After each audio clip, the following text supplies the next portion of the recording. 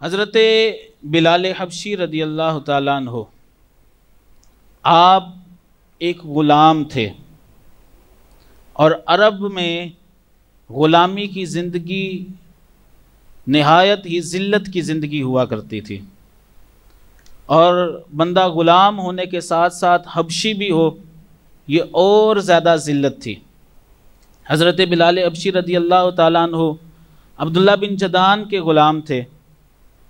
आप ख़ुद बयान करते हैं कि हुज़ूर अलैहिस्सलाम के साथ जो पहली मुलाकात हज़रत बिलाल हबशी की हुई, कहते हैं कि मैं बड़ा ही जुल्म व सितम सह रहा था। किसी ने पूछा कि कैसे जुल्म व सितम सह रहे थे? कहने लगे कि हम ग़ुलाम थे, हमें मक्के में कोई जानता ना था, ना हम किसी को जानते थे, ग़ुलामी की ज़िंदगी थी, ज़िंदगी बसर कर रहे थे। हमारा मालिक हमें हुक्म करता था, हम वो काम करते थे, सारा दिन काम करते रहते, रात को खाना मिलता, खा के सो जाते।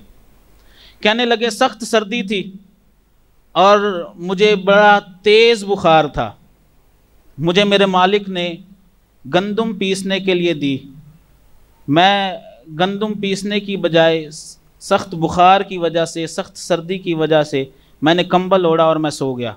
सुबह मेरा मालिक आया, उसने मुझे मारा, पीटा, बुरा भला कहा, गालियाँ दी और कहा कि आज रात फिर तुमने गंदम पीसनी है और तुम्हारी सज़ा ये है कि बंद कमरे में नहीं पीसनी, बाहर खुले सेन में बैठ के पीसनी है। कहने लगे मैं बड़ा परेशान हो गया। फिर मेरे मालिक ने मुझे सज़ा पर एक और सज़ा दी, कहा कि कमीज़ नहीं पहननी, सिर्फ तहबन बांधना है, नंगे जिस्म बाहर सेन में बैठ के सख्त सर्दी में तुम्हारी सज़ा है कि तुमने आज रात गंदम पीसनी है।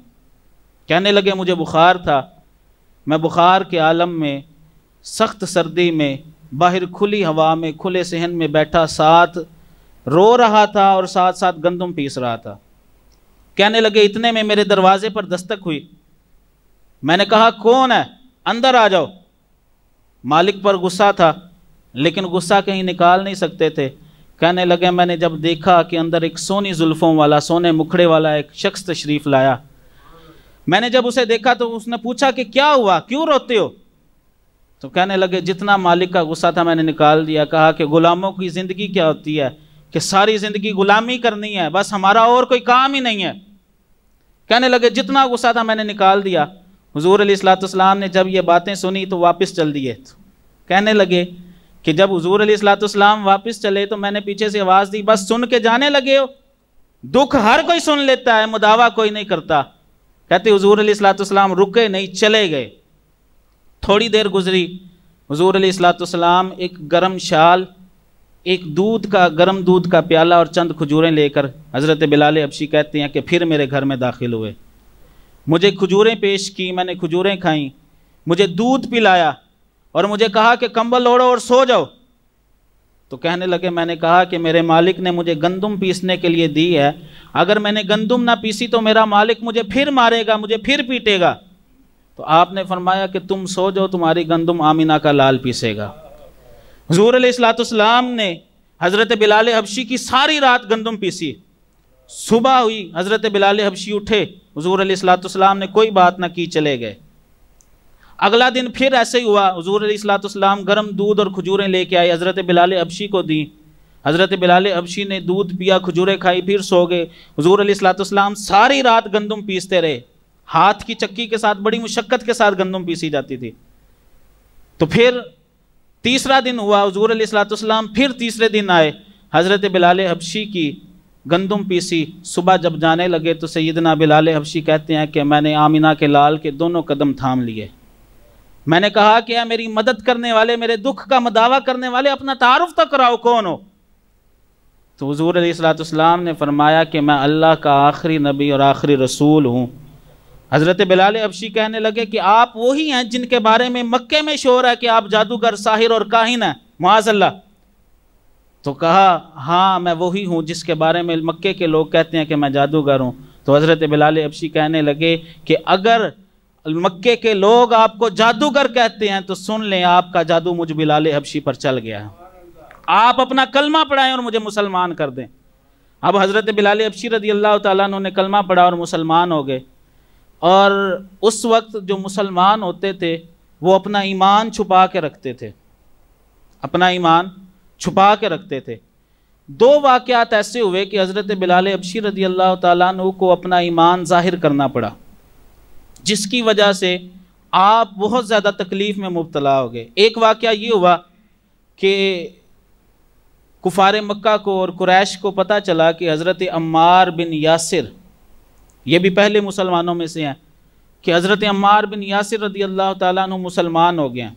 तो कुफ़ार ने हज़रत अम्मार बिन यासिर को मारना पीटना शुरू किया, मारते रहे। इतने में अब्दुल्ला बिन जदान ने हज़रत बिलाल हबशी को बुलाया, कहा कि ये मेरा ग़ुलाम है, ये बड़ा सख्त है, इसको बुलाते हैं, ये कोड़े मारेगा हज़रत अम्मार बिन यासिर को। अब हज़रत बिलाल हबशी भी मुसलमान हो चुके थे, ईमान ज़ाहिर नहीं किया था, हज़रत अम्मार बिन यासिर का ईमान ज़ाहिर हो गया था। हज़रत बिलाल हबशी रज़ी अल्लाह ताला अन्हु ने जब देखा कि अब्दुल्ला बिन जदान ने मुझे ये हुक्म दे दिया, अब आका का हुक्म ना मानना ये उस दौर का संगीन जुर्म था।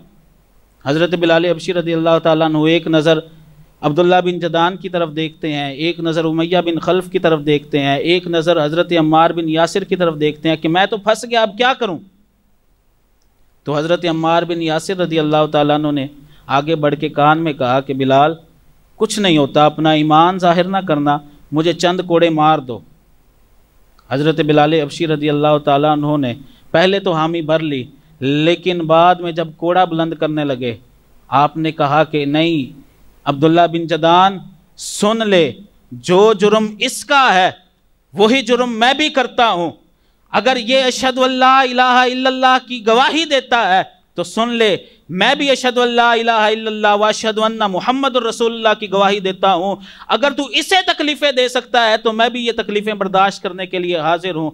हज़रत अम्मार बिन यासिर तो ग़ुलाम नहीं थे, लेकिन हज़रत बिलाल हबशी रज़ी अल्लाह ताला अन्हु, हज़रत बिलाल हबशी रज़ी अल्लाह ताला अन्हु अब्दुल्ला बिन जदान के ग़ुलाम थे, जो अपना ग़ुलाम होता है।